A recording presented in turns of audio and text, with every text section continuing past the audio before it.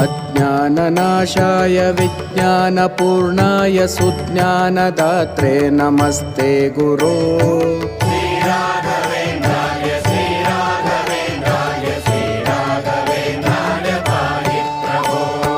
आनन्दरूपाय नन्दात्मज श्रीपदाम्भोजभाजे नमस्ते गुरो।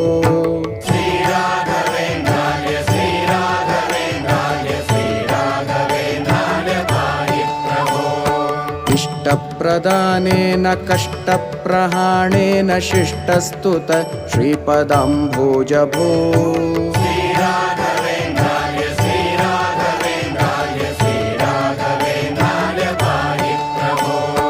ईडे भवत्पादपाथो जमाध्याय भूयोऽपि भूयो भयात् पाहि भो।